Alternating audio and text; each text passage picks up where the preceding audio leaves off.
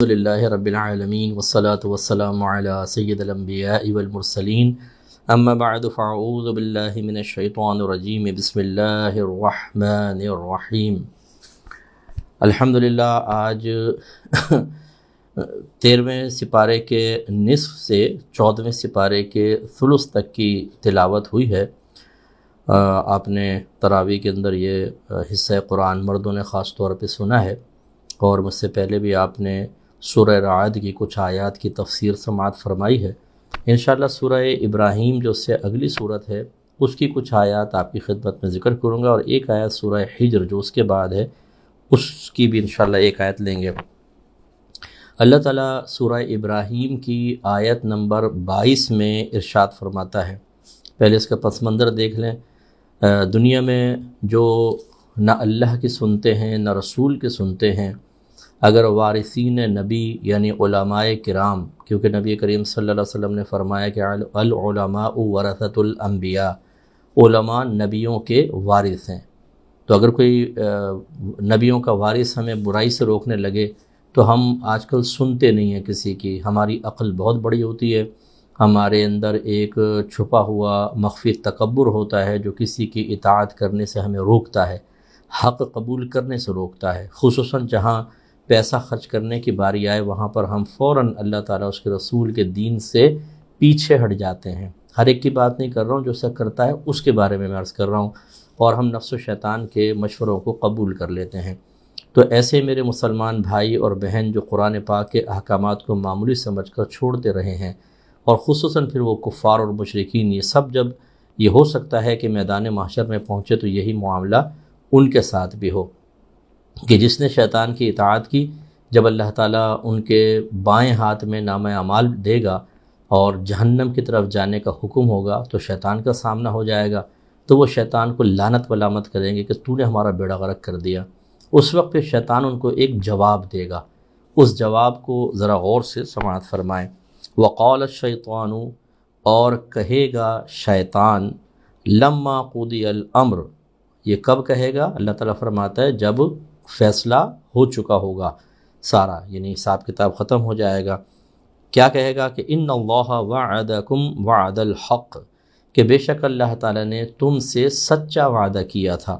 ووعدتکم، اور میں نے بھی تم سے ایک وعدہ کیا تھا، فاخلفتکم، تو میں نے اپنے وعدے کا خلاف کیا، یعنی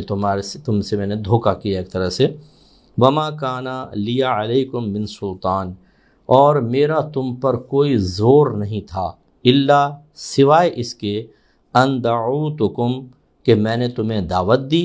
فاستجبتم لی، تو تم نے میری اطاعت کر لی، میری دعوت کو قبول کر لیا اور میرے پیچھے چل پڑے، تو فلا تلومونی، تو تم مجھے ملامت نہ کرو، ولوموا انفسکم، اور اپنے آپ کو ملامت کرو، ما انا بمصرخکم، میں تمہارا فریاد رس نہیں ہوں، وما انتم بمصرخیہ، اور نہ تم میری فریاد کو پورا کرنے والے ہو۔ انی کفرت بما اشرکتمونی من قبل، بے شک میں انکار کرتا ہوں اس کا جس کو تم شریک ٹھہراتے تھے میرا اس سے پہلے، یہ تم نے مجھے شریک ٹھہرایا اللہ تعالیٰ کا اس سے پہلے۔ ان الظالمین لہم عذاب علیم، اب یہ گویا کہ اللہ تعالیٰ ارشاد فرما رہا ہے کہ بے شک ظلم کرنے والے ان کے لیے دردناک عذاب ہے۔ تو آپ غور کیجئے کہ آج ہم نہ اللہ کی مانتے نہ رسول کی، ماں باپ تلقین کریں ہمیں برا لگنے لگ جاتا ہے، شوہر بیوی کو شریعت کے بارے میں کہے وہ پلٹ کے جواب دینے لگتی ہے، بیوی شوہر کو سمجھانا چاہے وہ غضبناک ہو جاتا ہے، اولاد کو سمجھائیں ماں باپ کے سینے پر چڑھ کے گفتگو کرتے ہیں، یعنی بے راہ روی اتنی زیادہ ہے۔ ہم نے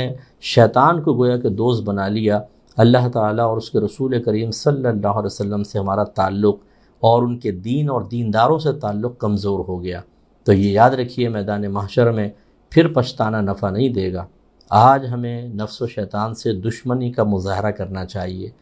آپ دینداروں کے قریب آئیں، اپنے مذہب اسلام کو سمجھیں، اپنی شخصیت کو، اپنے اعمال کو، کردار کو، اخلاق کو سنواریں، اور اللہ تعالیٰ کی رضا حاصل کرنے میں کامیاب ہو جائیں۔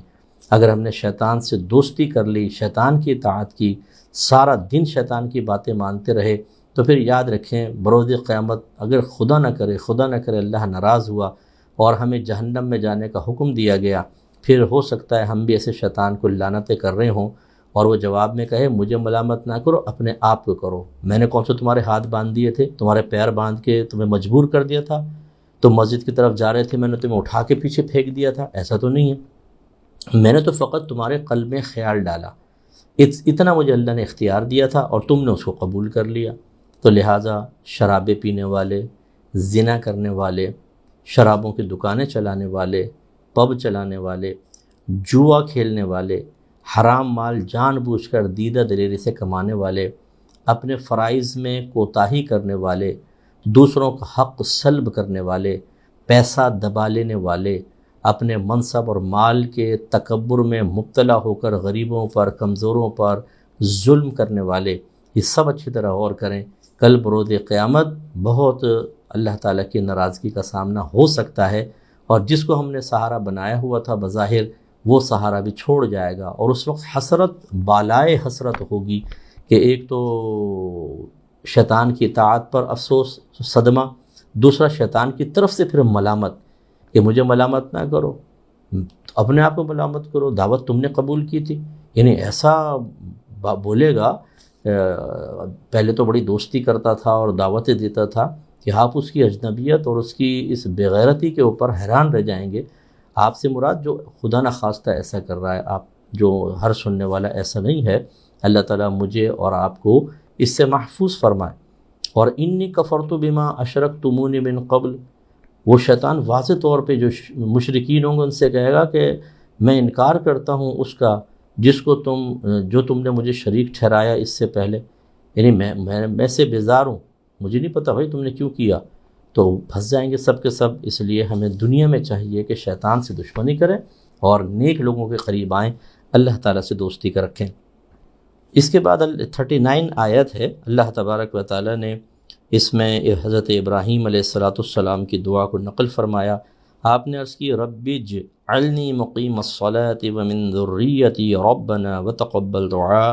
ربنا اغفر لی ولوالدی وللمؤمنین یوم یقوم الحساب۔ اے اللہ تعالیٰ بنا دے تو مجھے نماز کا قائم کرنے والا اور میری اولاد کو بھی، اے میرے رب، اور قبول کر لے تو ہماری دعا۔ اے ہمارے رب مغفرت فرما دے میری اور میرے والدین کی اور مومنین کی جو قیامت تک آنے والے ہیں۔ اس سے چند باتیں دیکھیں پتہ چلی کہ انبیاء علیہم السلام بھی شرع احکام کے مکلف ہوتے ہیں، اور ایسا نہیں ہوتا کہ اگر اللہ تعالیٰ نے ان کو اپنے کرم سے، اپنی عطا سے اپنا قرب دیا ہے تو وہ عجب و خود پسندی میں مبتلا ہو جائیں اور سوچیں ہمیں عمل کی کیا ضرورت ہے اتنی زیادہ۔ ایسا نہیں، انبیاء علیہم السلام مکمل طور پر اللہ کی طرف مائل رہتے ہیں اپنے منصب کی وجہ سے۔ ویسے تو وہ معصوم عن الخطا ہیں، لیکن میں ایک سمجھنے کے لیے بات آپ کو عرض کر رہا ہوں، ایسا نہیں ہوتا کہ ان کا منصب انہیں غفلت میں معاذ اللہ مبتلا کر دے، وہ اللہ کی طرف مائل رہتے ہیں، جو عبادتیں ان پہ فرض اور واجب ہیں وہ ان کو ادا کرتے رہتے ہیں۔ اس سے وہ تمام حضرات درس حاصل کریں جو تھوڑا سا اپر لیول پر آ جائیں، عالم بن گئے، مفتی ہو گئے، کوئی نعت خوان ہو گیا، کوئی قاری صاحب معروف ہو گئے، کسی کو آستانے کی گدی مل گئی وہ پیر بن کے بیٹھ گیا۔ اس کے بعد بعض اوقات ایسا ہوتا ہے کہ غلبہ ہو جاتا ہے قلب پر ایک غفلت کا اور تکبر کا، اور آخرت کے محفوظ ہونے کا یقین سا حاصل ہو جاتا ہے کہ اب میں نہیں پھنسوں گا، لوگ پھنس سکتے ہیں میں نہیں۔ جب یہ خیال آتا ہے تو پھر شیطان اس کو گناہوں میں لگاتا ہے، پھر ہر گناہ پہ شیطان تھپکی دیتا رہتا ہے کہ کوئی بات نہیں، چھوٹا موٹا گناہ ہے بعد میں توبہ کر لیں گے، اور تم نے اتنے اچھے کام بھی تو کیے ہیں۔ تو انسان گناہوں میں دلیر ہوتا چلا جاتا ہے۔ اسے انبیاء علیہ السلام سے سبق حاصل کرنا چاہیے۔ اور جب علماء اور مشائخ کے بارے میں عرض کر رہا ہوں تو عام لوگوں کو تو خود بہت زیادہ غور کرنا چاہیے کہ آپ اگر نماز چھوڑتے ہیں، آپ گناہ کرتے ہیں، بد نگاہی، غیبتیں، چغلیاں، لیگ پلنگ، کسی کی دل آزاری، بہتان تراشی، طعنہ زنی، اور پھر اللہ کی فرض اور واجب کردہ عبادات کو ترک کرتے ہیں، تو بتائیے پھر کیا انجام ہوگا آخرت میں، اور ہم انبیاء علیہ السلام کے طریقے سے کتنے دور ہو جائیں گے۔ تو آپ نے یہ دعا کی، اور پھر آپ نے یہ عرض کی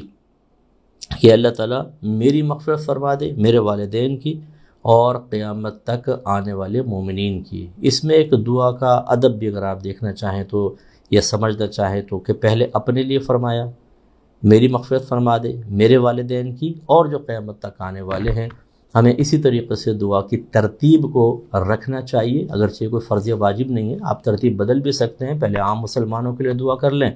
پھر اپنے لیے کر لیں، لیکن ان کی دعا کے اندر چونکہ یہ اللہ تبارک و تعالیٰ کے محبوب اور مقرب بندے ہیں تو ترتیب یہ رکھے تو بہت ہی بیسٹ ہے کہ اپنے لیے دعا مانگے، پھر اپنے والدین کے لیے مانگے اور تمام مسلمانان عالم کے لیے مانگے۔ اور یہاں پر ایک سمجھنے والی بات یہ ہے کہ دعا بھی ایک عمل ہے اور اس عمل کا نفع لوگوں تک پہنچتا ہے، تبھی تو ہم دعا کرتے ہیں، تبھی ہمیں دعا کرنے کا، اور حضرت ابراہیم علیہ السلام نے اگر دعا فرمائی ہے تو قیامت تک کے مسلمانوں کو اس کا فائدہ ہوگا، کیونکہ آپ نے سب کے لیے دعا فرمائی۔ اس کا مطلب یہ ہے کہ کچھ مسلمان ایسے تھے جو آپ سے پہلے رخصت ہو گئے تھے، پچھلے نبیوں کی جو امت میں صاحب ایمان لوگ تھے، کچھ اس زمانے میں تھے، اور باقی آپ نے قیامت تک کا تو خود ارشاد فرمایا۔ اس کا مطلب یہ ہوا کہ دعا ایک عمل ہے، اور اس عمل کا فائدہ شریعت ثابت کرتی ہے، یہ شریعت سے ثابت ہے، قرآن و حدیث سے ثابت ہے کہ جو دنیا سے پردہ فرما گئے ان کے لیے بھی یہ دعا، جو موجود ہیں اور جو قیامت تک آئیں گے ان کے لیے بھی۔ اس کا مطلب ہے کہ عمل ہم کریں تو اس کا نفع دوسروں تک پہنچ سکتا ہے۔ اسی طریقے سے علماء نے ایصال ثواب کا بھی فرمایا کہ دلالت النص سے کہ اگر ہم ایصال ثواب کرتے ہیں تو جو گزر گئے ان کے لیے بھی کریں،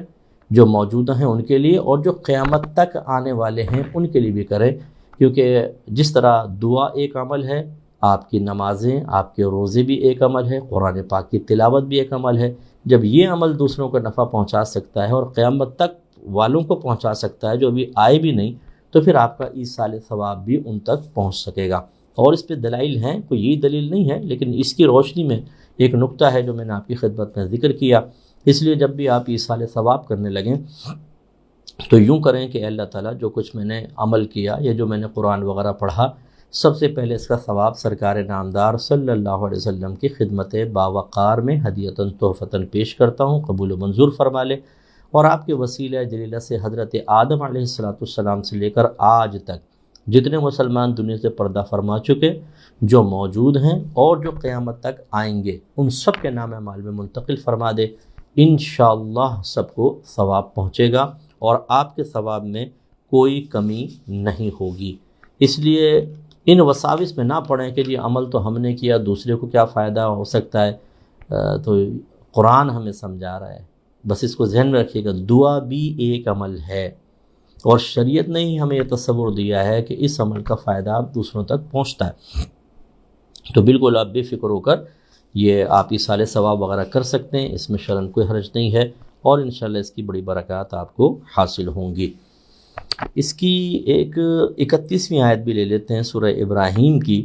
اللہ تبارک و تعالیٰ نے اپنے بندوں کو مخاطب کر کے انہیں اپنی زندگی کی قدر، وقت کی قدر کرنے کا احساس دلایا ہے، اس سے پہلے کہ دروازہ زندگی پر ملک الموت علیہ السلام دستک دیں، ہم مر جائیں اور میدان محشر میں جا کر ہمیں پچھتاوا ہو۔ لہذا اللہ تعالیٰ فرماتا ہے، قل، اے حبیب کریم صلی اللہ علیہ وسلم، آپ فرما دیجئے، لعبادی الذین آمنوا، میرے ان بندوں کو جو ایمان لائے، یقیموا الصلاۃ، یہ کہ وہ قائم کریں نماز، وینفقوا مما رزقناہم، اور خرچ کریں ان چیزوں میں سے جو ہم نے ان کو عطا کیں۔ کس طرح؟ سرًا وعلانیۃً، چھپا کر، پوشیدہ طور پر، اور ظاہر کر کے، من قبلی، اس سے پہلے، ان یأتی یوم، کہ وہ دن آ جائے، لا بیع فیہ ولا خلال، کہ جس دن نہ کوئی خرید و فروخت ہو اور نہ وہاں پر کوئی دوستی یا بھائی چارہ کام آئے۔ تو اللہ تعالیٰ فرماتا ہے اپنے حبیب سے کہ میرے مومن بندوں کو یہ فرمائیے، کیا فرمائے؟ نمبر 1، نماز قائم کریں۔ دیکھیں نماز کی بڑی تلقین آئی ہے، اور بار بار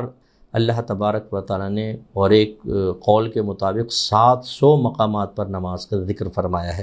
تو اب ہم لوگ کیوں نماز سے غافل ہوتے ہیں؟ یہ تو ایمان والوں کو اللہ تعالیٰ ہوشیار کر رہا ہے، حبیب ایمان والوں، میرے بندوں جو مومن بندے، ان سے کہہ دیجئے ابھی نماز پڑھ لو، ورنہ ایسا نہ ہو کہ میدان محشر میں پہنچے وہاں کوئی خرید و فروخت نہیں ہوگی، وہاں ہو سکتا ہے کہ تمہارے اپنے بھی اجنبیت کا مظاہرہ کریں اور تمہیں دیکھ کے ہی بھاگ جائیں، کوئی نیکی دینے کے لیے تیار نہ ہو، اس لیے خود تیاری کرو، اور اس کے علاوہ جو ہم نے تمہیں عطا فرمایا اس سے خرچ کرو۔ اور دونوں حالتیں اللہ نے بیان فرما دیں، سرن بھی اور علانیتاً بھی، تو لہٰذا حتی الامکان ہمیں اپنے صدقات پوشیدہ طور پر دینے چاہیے۔ جیسے بعض روایات میں ہے کہ اس طرح صدقہ کرو کہ اگر سیدھے ہاتھ سے دے رہے ہو تو الٹے ہاتھ کو خبر نہ ہو، یعنی کسی کو احساس نہ دلائیں، جتائیں نہیں، پتہ ہی نہ چلے کہ کس نے دیا ہے، اس طرح مخفی رکھیں۔ اور فرض کر لیں اگر دینے والے کو اپنے ہاتھ سے دے رہے ہیں، وہ تو جان گیا کہ آپ نے دیا ہے، تو پھر اوروں کو نہ پتہ چلے، اوروں کو نہ سنائیں، اس سے ہمارے ثواب ضائع ہوتے ہیں۔ تو چھپا کر صدقہ دینا افضل ہے، لیکن بعض اوقات علانیہ طور پر دینا بھی بہت بیسٹ ہوتا ہے۔ یہ اس وقت ہوتا ہے کہ جب کوئی چندہ وغیرہ ہو رہا ہے مسجد کی تعمیر کے لیے، یا سیلاب وغیرہ آ جاتا ہے، بعض اوقات زلزلے آ جاتے ہیں، لوگوں کا نقصان ہو جاتا ہے، یا کسی جگہ پر جنگ وغیرہ ہو رہی ہوتی ہے اور مسلمان وہاں کرائسس میں ہیں، تو پھر فنڈنگ کی جاتی ہے۔ تو لیکن اس فنڈنگ میں اگر آپ پیسہ دیں تو اچھے سوچ سمجھ کر دیں جو واقعی وہاں تک پیسہ پہنچائے۔ عمومی طور پر مطلب یہ بھی کیسز اس طرح کے سامنے آئے کہ فنڈ جمع کر لیا، تھوڑا سا وہاں پہنچایا، باقی سب کھا گئے، اس طرح کا نہیں ہونا چاہیے۔ تو بہرحال اس وقت اعلانیہ طور پہ دینا اچھا ہوتا ہے، کیونکہ جب آپ دیں گے تو دوسروں کو ترغیب ملتی ہے، لیکن یہ خواہش نہ ہو کہ میرا نام پکارا جائے۔ UK میں نے اکثر جمعوں سے پہلے ہی دیکھا کہ پوری ایک لسٹ پکڑ کے ایک آدمی کھڑا ہو جاتا ہے، 20 پاؤنڈ فلاں نے دیے، 40 پاؤنڈ فلاں نے دیے، 5 پاؤنڈ فلاں نے دیے۔ اب ہو سکتا ہے جنہوں نے دیے ان کی خواہش نہ ہو کہ ہمارا نام پکارا جائے، لیکن جو ایک عرف رائج ہو گیا یہ غیر مناسب ہے کہ جب تک نام ذکر نہ کیا جائے تو مزہ نہ آئے۔ اگر کسی کی اپنی اس طرح کی خواہش ہے تو اس کو توبہ کرنی چاہیے، کیونکہ وہاں پر جو چندہ ہے وہ اس طرح کا نہیں ہوتا جمعے کے اندر کہ وہ اس میں کسی کو ترغیب دینا مقصود ہو، وہاں پہ مطلب عمومی طور پر نارمل چندہ ہو رہا ہوتا ہے، ایسے میں تو چھپا کر ہی دیں، سب سے بیسٹ ہے۔ اعلانیہ طور پہ دیں گے تو پھر اس میں ریاکاری کا اندیشہ ہو سکتا ہے، دکھاوے کا اندیشہ ہو سکتا ہے، بچنا چاہیے۔ اور پھر آخرت کو پیش نظر رکھیں، یاد رکھیں کہ جتنا آپ مال خرچ کر رہے ہیں یہاں پر، یہ دنیا میں آپ کے کام آ جائے گا، اگر آپ نے نہیں خرچ کیا تو پھر یہ آخرت میں آپ کے شاید کام نہ آئے۔ نبی کریم صلی اللہ علیہ وسلم نے ارشاد فرمایا، تم میں سے کون اپنے وارث کے مال کو محبوب رکھتا ہے؟ عرض کیا رسول اللہ، ہم میں سے تو کوئی نہیں رکھے گا کہ وارث کا مال ہمیں محبوب ہو۔ فرمایا پس جو تم چھوڑ جاؤ گے وہ تو وارث کا ہے، اور جو تم نے آگے بھیج دیا وہ تمہارا ہے۔ تو اس کا مطلب یہ ہوا کہ جو ہم اللہ تعالیٰ کی راہ میں خرچ کر دیتے ہیں وہ ہمارا ہے، اور اگر ہم چھوڑ جائیں گے وہ ہمارا نہیں ہے، وہ وارث کا ہے، اور بعض اوقات اس وارث کے مال سے ہم محبت کر رہے ہوتے ہیں۔ جیسے میں نے آپ کو کل پرسوں بھی عرض کیا تھا کہ بہت سے لوگ ہم سے پوچھتے ہیں، مجھ صاحب یہ پیسہ ہم فلاں بیٹے کو اتنا دینا چاہ رہے ہیں، فلاں بیٹی کو، بیوی کو، فلاں۔ میں کہتا ہوں بالکل آپ دیں، لیکن ایک سوال یہ ہے کہ اللہ کو کتنا دیا، اللہ تعالیٰ کی بارگاہ میں کیا پیش کیا۔ پھر میں سمجھاتا ہوں کہ دیکھیں آپ جب فوت ہو جائیں گے، ہو سکتا ہے جن کو بڑی محبت سے پیار سے آپ سونے کے سیٹ دے رہے ہیں، مکان دے رہے ہیں، دکانیں دے رہے ہیں، چلتا ہوا کاروبار دے رہے ہیں، ان کے پاس اتنا بھی ٹائم نہ ہو کہ آپ کے لیے ہاتھ اٹھا کر دعا کریں، ہو سکتا ہے اتنا بھی وقت نہ ہو کہ کبھی آپ کی قبر پر آئیں۔ ایسے سے ہم نے اولاد کو دیکھا غافل ہو جاتی ہے، ماں باپ مرے ختم، اس کے بعد وہ اپنے کام دھندوں میں لگ جاتے ہیں، جن کے لیے آپ نے پیسہ جمع کیا، جن کے لیے تکلیفیں اٹھائیں، جن کے لیے بسا اوقات حلال کو چھوڑ کر حرام کی طرف بڑھے، اور پھر ایک وقتی مسکراہٹ دیکھنے کے لیے، خوشی دیکھنے کے لیے، لو بیٹا میں نے تمہیں دکان دے دی، تمہیں مکان، جب اس طرح مل رہا ہوتا نا تو پھر تو اولاد تھینک یو پاپا اور تھینک یو ڈیڈی، ابو بہت شکریہ، اور بڑے مطلب یہ کہ وہ اپنائیت کا اظہار کریں گے۔ اسی وقت اگر آپ یہ کہیں کہ بیٹا میں چاہتا ہوں کہ سارا پیسہ مسجد میں لگا دوں، کسی دینی مدرسے کو دے دوں تاکہ میرے لیے ثواب جاریہ ہو جائے، بدلتے ہوئے موڈ آپ خود دیکھ لیجئے گا، صرف آزمانے کے لیے کہہ دیں۔ تو سمجھانا یہ مقصود ہے کہ جن کے لیے ہم وقتی عارضی خوشی دیکھتے ہوئے ان کے لیے سب سیف کر لیتے ہیں اور اپنے لیے کچھ نہیں کرتے ہیں، یہ مرنے کے بعد بہت شدید پچھتاوا ہوگا۔ بعض تو ایسے والدین میں نے دیکھے ہیں کہ اس اولاد کے لیے چھوڑ جاتے ہیں جو اس پیسے کو اللہ کی نافرمانی میں خرچ کرتی ہے، گندے کاموں میں خرچ کر رہی ہے۔ ارے کیا فائدہ ہوا آپ کو چھوڑنے کا، اس سے کہیں بہتر تھا چلو ان کے لیے تھوڑا بہت چھوڑ دیا، باقی اپنی آخرت کے لیے رکھتے آپ۔ اور یہ میں آپ کو ایک بات سمجھاؤں کہ جب آپ اللہ تعالیٰ کی راہ میں کچھ خرچ کرتے ہیں تو آپ کے درجے بلند ہوتے ہیں، آپ اللہ کی بارگاہ میں مقبول ہوتے ہیں۔ تو یہ ہو سکتا ہے کہ آخرت میں اللہ تبارک و تعالیٰ آپ کو حق شفاعت عطا فرمائے اور آپ اپنی اولاد کو جنت میں لے جائیں، بیوی کو جنت میں لے جائیں، ماں باپ کو لے جائیں، بھائی بہنوں کو لے جائیں۔ لیکن جب آپ خود بھی کوتاہی کریں، عبادات ادا نہ کریں، مال اللہ کے راہ میں خرچ نہ کریں بلکہ جمع کر کے رکھیں اور ان نافرمانوں کو دے کے چلے جائیں، تو وہ نافرمان وقتی دنیاوی عارضی نعمت پا کے تھوڑے عرصہ خوش رہیں گے، اچھی ان کی زندگی گزر جائے گی، لائف سٹائل بہتر ہو جائے گا، لیکن میدان محشر میں جب پہنچیں گے، اللہ نہ کرے ایسا نہ ہو کہ آپ بھی خالی دامن ہوں اور یہ بھی خالی دامن ہوں، پھر کیا ہوگا؟ اس لیے سمجھداری کا تقاضا یہ ہے، میں آپ سب کو یہ عرض کر رہا ہوں کہ آپ اللہ کی بارگاہ میں ثواب جاریہ کریں، ایسے اپنا مال خرچ کریں کہ آپ کے لیے ثواب جاریہ ہو جائے۔ نبی کریم صلی اللہ علیہ وسلم فرماتے ہیں کہ جب انسان مر جاتا ہے تو اس کا نیک عمل منقطع ہو جاتا ہے سوائے 3 چیزوں کے۔ نمبر 1 ثواب جاریہ، نمبر 2 وہ علم جس سے لوگ نفع اٹھاتے رہیں یا دوسروں کو نفع پہنچے، اور تیسرا نیک اولاد جو اس کے لیے دعا کرے۔ تو اس لیے اپنے بچوں کو نیک بنائیں تاکہ وہ دعا کریں اور ثواب جاریہ کریں، اور علم سیکھیں، دوسروں کو سکھائیں، اور خود نہیں سیکھ سکتے، مثلا پورے عالم نہیں بن سکتے، آپ مفتی نہیں بن سکتے، یا سیکھ لیا لیکن سکھانے کی صلاحیت نہیں ہے، تو پھر دینی اداروں جو اہل سنت کے ادارے ہوں، جو اچھے انداز سے چل رہے ہوں، جن میں واقعی بچوں کی اخلاقی تربیت بھی ہو، ظاہری علوم باطنی علوم دیے جا رہے ہوں، ان کو آپ مالی لحاظ سے سپورٹ کریں تاکہ علم کی ترویج و ترقی ہو، تو آپ کے لیے بہت بڑا ثواب جاریہ ہوگا۔ ورنہ میدان محشر میں اگر خالی ہاتھ پہنچے یا کم نیکیاں ہوئیں، اور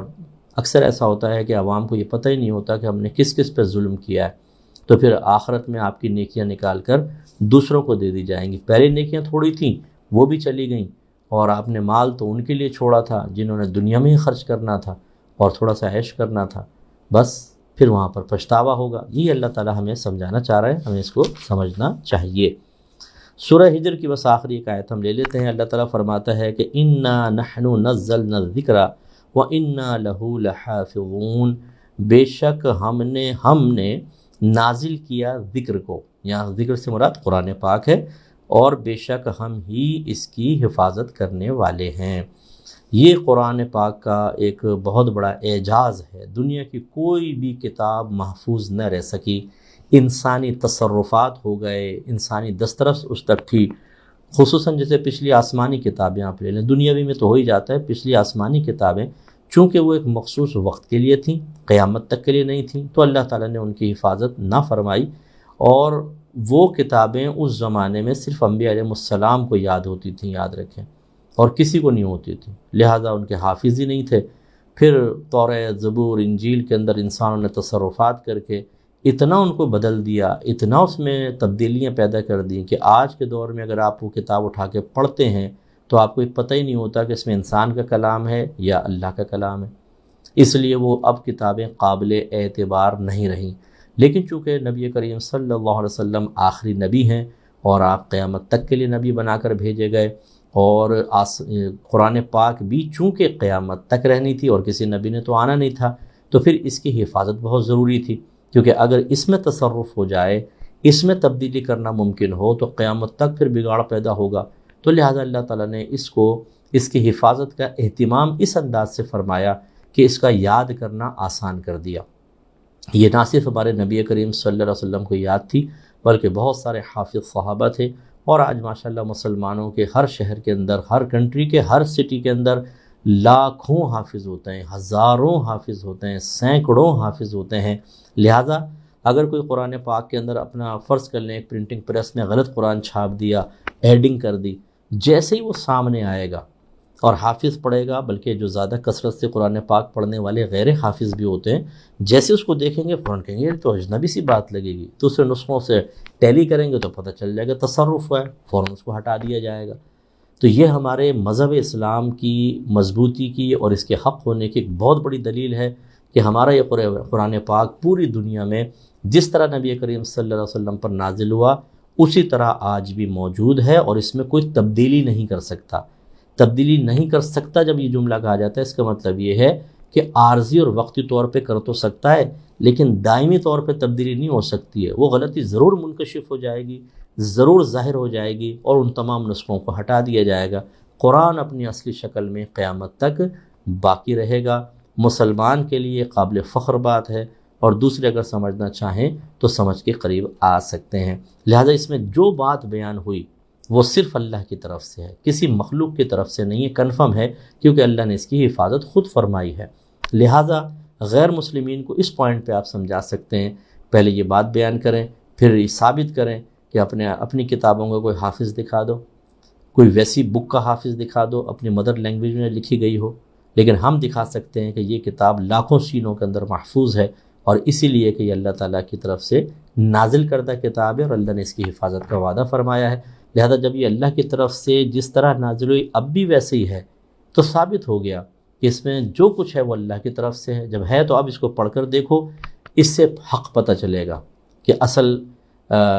دین کیا ہے، اللہ تعالیٰ کیا چاہتا ہے۔ اس میں تمام عقائد آپ کو پتہ چلیں گے کہ ہمیں مر کے مٹی میں نہیں ملنا ہے، قبر میں جانا ہے، وہاں حساب کتاب ہے، پھر آخرت میں میدان محشر قائم ہوگا، پھر جنت ہے، دوزخ ہے، جنت کی یہ نعمتیں ہیں، دوزخ کا یہ عذاب ہے۔ اسی طرح اور اللہ تعالیٰ نے چیزیں واقعات وغیرہ بیان فرمائے۔ تو خلاصہ کلام یہ ہے کہ جب ایک کافر اس کو اس یقین کے ساتھ پڑھے گا کہ اس میں جو کچھ بیان ہوا وہ واقعی اللہ تعالیٰ کی طرف سے ہے اور اس میں کوئی تبدیلی نہیں ہو سکتی، تو اس کا ذہن بن سکتا ہے کہ بس اس کا مطلب یہ ہوا کہ اس میں جو بات بیان ہوئی وہ حق ہے، اور جب حق ہے تو اس کا مطلب ہے کہ میں تو غلط عقیدے پر ہوں، میں غلط روش اختیار کیے ہوں، میری تو آخرت میں گرفت ہوگی اور یہ عذابات ہوں گے، تو وہ مائل ہو جائے گا۔ اور جب وہ مائل ہو جائے گا، میں مسلمانوں سے گزارش کرتا ہوں آپ بھی مائل ہو جائیں، اس اللہ کے پیارے کلام کو ترجمہ اور تفسیر کے ساتھ پڑھیں۔ یوٹیوب پر میری تفسیر ہے تدبر قرآن، یہ میں نے کیو ٹی وی پر 3 سال میں ریکارڈ کی تھی، اور یہ الحمد سے لے کر والناس تک کی تفسیر ہے، اور میں نے عوامی ذہنی سطح پہ اتر کے بہت آسان کر کے اس کو بیان کرنے کی کوشش کی ہے۔ کوشش کریں کہ اسے بھی آپ سنیں، ایپیسوڈز ہوں گے 1 2 3 4 سیریل وائز، آپ اس کو دیکھتے چلے جائیں جب بھی ٹائم ملے۔ ایک ٹائم میں 18 سے 20 منٹ کا وہ ہے، جب ٹائم نہ ہو 10 منٹ سن لیں، پھر بعد میں 10 منٹ سن لیں، اس طرح پورے قرآن کو ایک دفعہ سن کر دیکھیں، انشاءاللہ آپ کو بڑا نفع ہوگا۔ آخر میں بس ایک گزارش میں نے کرنی ہے کہ دیکھیں الحمدللہ میں نے اس چیز کو میں نے بھی اختیار کیا، بہت دنیا میں لوگ مجھے جانتے ہیں اور بڑی محبت کرتے ہیں، بہت عقیدت رکھتے ہیں، کیونکہ 18 سال سے تو میرا احکام شریعت پروگرام چل رہا ہے، اور بہت سارے پروگرام چلے جس سے لوگوں نے فائدہ حاصل کیا، لیکن میری خودداری ہے کہ میں کسی سے کوئی چیز طلب نہیں کرتا ہوں۔ اللہ کا بڑا کرم ہے، بعض اوقات کوئی اصرار کرتا ہے اور اس کی دل آزاری کے خوف کی بنا پر گفٹ قبول کر لیتا ہوں، ورنہ حتی الامکان میں منع ہی کر دیتا ہوں۔ بہت سے لوگ باہر سے آتے ہوئے پوچھتے ہیں مجھ سے آپ کو چیز ضرورت ہے تو بتائیں، میں منع کر دیتا ہوں، اور مجھے اللہ کی رحمت سے یقین ہے کہ آپ سننے والوں میں کوئی ایک بھی ایسا نہیں ہوگا جو یہ کہے گا کہ مفتی صاحب نے کبھی اپنی ذات کے لیے کچھ مانگا ہے۔ انشاءاللہ ایسا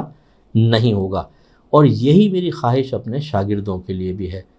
میرے جو اکیڈمی میں اسٹاف ہے اس کے لیے بھی ہے کہ وہ کسی کے سامنے دست سوال دراز نہ کرے،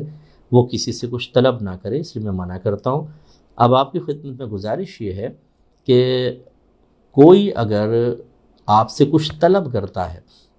اور اس کا تعلق ہمارے الفرقان اسکالرز اکیڈمی سے آپ کو محسوس ہو، تو خدا را آپ مجھے انفارم ضرور کریں،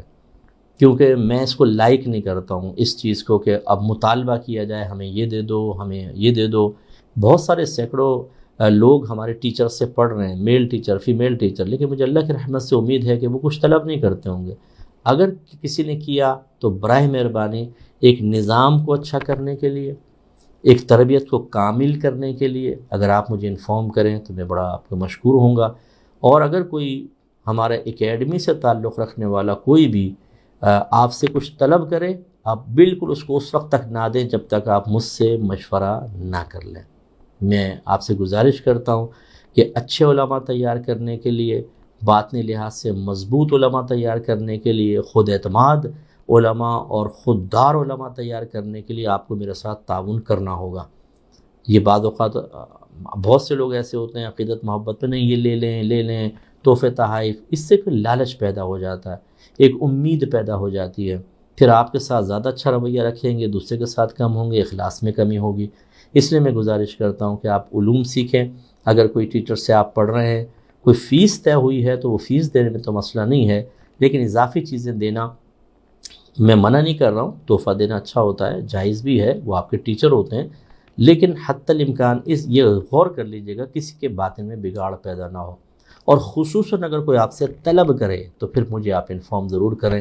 میں آپ کو بہت مشکور رہوں گا. اللہ تبارک و تعالیٰ عمل کی توفیق عطا فرمائے. میری یہ کتاب قرب الہی خدارا آپ پڑھیں، اس لیے نہیں کہ میں نے لکھی ہے، اس لیے کہ یہ بہترین کتاب ہے جو ہماری ظاہری باتیں تربیت کے لیے اور ہماری اولاد کی تربیت کے لیے بہت ضروری ہے. اس کا انگلش میں بھی ٹرانسلیشن ہو رہا ہے اور پڑوسی ملک میں ہندی میں بھی ہو رہا ہے، تو انشاءاللہ وہ بھی چھپے گی. لیکن جب تک وہ نہ چھپے آپ یہ اردو کے اندر اس کو لیں اور پڑھیں، انشاءاللہ بہت فائدہ ہوگا. دعا کر لیتے ہیں. بسم اللہ الرحمن الرحیم. الحمدللہ رب العالمین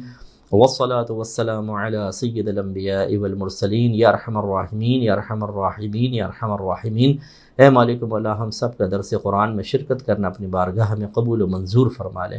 اے اللہ تعالی ہم سب پر اپنی خصوصی رحمتیں برکتیں نازل فرما. اے مالک مولا، رمضان ہمارے درمیان موجود ہے، ہمیں غفلت سے محفوظ فرما دے. 5 وقت نماز پڑھنے، قرآن پاک کی ترجمہ تفسیر کے ساتھ تلاوت کرنے، مکمل روزے رکھنے، تراویح ادا کرنے کی توفیق عطا فرما. خصوصاً اللہ تعالی ہمیں گناہوں سے بچا. ہمارے وہ بہن بھائی جو رمضان میں بھی گناہوں سے نہیں بچ پا رہے، اللہ تعالیٰ ان کو ہمت دے، ان کو نفس پہ غلبہ عطا فرما دے. اے مالک مولا، ہماری وہ بہنیں، وہ ہمارے بھائی جو اپنے بچوں کی نافرمانیوں سے پریشان ہیں، بچے خود سر ہو گئے ہیں، لہجہ سخت ہو گیا ہے، اور بعض بچے اپنی بیویوں کے پیچھے رہ کر اپنے ماں باپ سے بدتمیزیاں کر رہے ہیں. اللہ تعالیٰ ان ماں باپ کو سکون عطا فرما، ان کے اولاد کو ہر برائی سے دور کر دے، اپنے ماں باپ کا فرما بردار بنا دے. اللہ تعالیٰ وہ شوہر حضرات جو اپنے برے عمل سے بیویوں کو تکلیف پہنچا رہے ہیں، اللہ تعالیٰ ان کو بھی ہدایت دے دے، اور ان کو اپنے زوجہ، اپنے بچوں پہ خصوصی توجہ کرنے کی توفیق عطا فرما، اپنا سب کچھ انہی کے ساتھ شیئر کرنے کی توفیق عطا فرما. ایسے اللہ تعالیٰ وہ بہنیں جو اپنے شوہر کے لیے باعث اذیت بن رہی ہیں، زبان چلاتی ہیں یا اور بے راہ روی کی طرف جاتی ہیں، بے پردگی کی طرف، اور شوہر کی اطاعت نہیں کرتی ہیں، جس سے شوہر کی دل آزاریاں ہوتی ہیں، اللہ تعالیٰ ایسی بہنوں کو ہدایت عطا فرما، اور وہ اپنے شوہروں سے محبت کریں. ان کی توجہ کا مرکز فقط شوہر ہو، کوئی دوسرا نہ ہو. ان کا ہنسنا، ان کا مسکرانا، ان کا زینت اختیار کرنا، ان کے کپڑے پہننا، یہ صرف اور صرف اپنے شوہر کے لیے ہو. کسی نامحرم کی طرف سے تعریف کا ذہن میں رکھ کر نہ کریں. اے مالک و مولا، خاص طور پر میں دعا کرتا ہوں ان مردوں کے لیے کہ جو مردوں کی طرف اپنے مائلان کو محسوس کرتے ہیں، اللہ تعالیٰ اس لعنت کو دور فرما دے. ان بہنوں کے لیے جو بہنوں کی طرف مائلان محسوس کرتی ہیں، اللہ تعالیٰ انہیں اس لعنت سے محفوظ فرما دے. اے مالک مولا، ہمیں دوسرے مسلمان بھائیوں کے رازوں کی حفاظت کرنے کے توفیق عطا فرما. مالک مولا، ہمیں غیبت سے، چغلی سے، بہتان تراشی سے، تانہ زنی سے محفوظ کر دے. ہمارے ظاہر باطن کو پاکیزہ کر دے. اللہ تعالیٰ ہمارے اخلاق اچھے کر دے، ہمارے لیے نیک اعمال کا ارتکاب آسان کر دے، گناہوں سے بچنا آسان کر دے. اے پاک پروردگار، ہمیں نیک اور پرہیزگار دوست عطا فرما جو نیکیوں میں ہمارے ساتھ تعاون کریں، برائی سے ہمیں روکیں. مالک مولا، جن کو دیکھ کے خدا یاد آئے، جن کی صحبت میں رہ کر علم دین میں اضافہ ہو، جن کا عمل ہمیں نصیحت کرنے کے لیے کافی ہو جائے. اے اللہ تعالی ہمیں علماء بعمل علماء کرام کی صحبت عطا فرما، علماء حقہ کی صحبت عطا فرما، ان سے محبت رکھنے کی توفیق عطا فرما. اے مالک مولا، ہمیں دینی اداروں سے تعاون کرنے، اہل سنت کے دینی اداروں سے تعاون رکھنے کی توفیق عطا فرما. خاص طور پہ دعا فرمائیں ہمارے وہ بھائی اور بہنیں جو الفرقان اسکالرز اکیڈمی ہمارے ادارے کے ساتھ کسی قسم کا تعاون کرتے ہیں. اللہ تعالیٰ ان سب کو درازی عمر بالخیر عطا فرما. اللہ تعالیٰ ان میں اگر جو ان میرڈ بچے ہیں انہیں بہت ہی اچھی صالحہ شریک حیات عطا فرما، جو فرما بردار ہو، محبت کرنے والی ہو، خیال رکھنے والی ہو، اپنے بچوں کی اچھی تربیت کرنے والی ہو. جو ہماری بچیاں ایسی ہمارے ساتھ دعا میں شریک ہیں جو غیر شادی شدہ ہیں، اللہ تعالیٰ ان کو بہترین رشتے عطا فرما. مالک و مولا، انہیں خوبصورت اور علم سے مزین ان کو شریک حیات عطا فرما جو ان کا بہت خیال رکھیں اور وہ غیر عورتوں کی طرف مائل نہ ہوں، اپنے بیوی بچوں کی اچھی تربیت کر سکیں. اے مالک و مولا، ہمارے وہ ماں باپ کہ جو ہمارے ساتھ تعاون کرتے ہیں، یا رب کریم ان کی اولاد کو فرما بردار بنا دے، انہیں ان زوجین کو آپس میں بہت پیار، محبت، الفت، اتحاد و اتفاق سے رہنے کی توفیق عطا فرما۔ جو نوکری پیشہ ہمارے ساتھ تعاون کرتے ہیں، اللہ تعالیٰ ان کو نوکریوں پہ استقامت عطا فرما، ان کو پروموشن عطا فرما، ترقی عطا فرما، ان کی سیلریز میں اضافہ ہو جائے۔ اے مالک مولا، اگر کوئی ان کے ادارے میں ان کے خلاف سازش کرنے والا ہو تو اللہ تعالیٰ ان کی تمام سازشوں کو ناکام کر دے۔ مالک مولا، جو کاروباری حضرات ہمارے ساتھ تعاون کرتے ہیں، ان کے کاروبار میں برکت عطا فرما، ان کے لیے رزق حلال کے وسیع دروازے کھول دے۔ اے مالک مولا، انہیں حاسدین کے حسد، شریروں کے شر سے محفوظ فرما۔ اے مالک مولا، جو ہمارے ساتھ تعاون کر کے ہمیں آسانیاں فراہم کرتے ہیں، مالک مولا ان کو سب کو حج بیت اللہ کی سعادت نصیب فرما، انہیں رمضان میں عمرے کرنے کی توفیق عطا فرما، نبی کریم صلی اللہ علیہ وسلم کے روضہ انور کی باادب حاضریاں نصیب فرما دے۔ اے مالک مولا، اس وقت جتنے بھائی بہنوں نے ہمارے ساتھ ہاتھ اٹھائے ہوئے ہیں دعا کے لیے، اللہ تعالیٰ ہم سب کو اپنے رحمت کی آغوش میں لے لے۔ میدان محشر میں بھی جس طرح تو نے دنیا میں ہمارا پردہ رکھا، میدان محشر میں بھی ہماری لاج رکھ لینا۔ میدان محشر کی بھوک، پیاس، ندامت، رسوائی، ذلت سے محفوظ فرمانا۔ رحمت کونین صلی اللہ علیہ وسلم کی زیارت و شفاعت سے مشرف فرمانا۔ عرش کا سایہ نصیب فرمانا۔ نبی کریم صلی اللہ علیہ وسلم کے مبارک ہاتھوں سے حوض کوثر کے چھلکتے ہوئے جام پینے کی توفیق عطا فرمانا۔ شفاعت سرکار صلی اللہ علیہ وسلم کے وسیلے سے اے مالک مولا ہم سب کو بلا حساب و کتاب داخل جنت فرما دینا۔ اے اللہ تعالی ہماری فیملیز کو بھی ہمارے ساتھ کرنا، جو مرد حضرات ہیں ان کے بیوی بچے ان کے ساتھ ہوں، اگر بہنیں نیک ہیں تو ان کے شوہر ان کے بچے ان کے ساتھ ہوں۔ اللہ تعالی ہمیں اپنے حبیب کریم صلی اللہ علیہ وسلم کا پڑوس نصیب فرمانا۔ اے مالک مولا ہماری تمام دعائیں ہر مسلمان بھائی، ہر مسلمان بہن کے حق میں بھی قبول و منظور فرما لے۔ صلی اللہ تعالی علی خیر خلقہ و نور عرشہ سیدنا و مولانا محمد وعلی آلہ و صحبہ اجمعین برحمتک یا ارحم الراحمین۔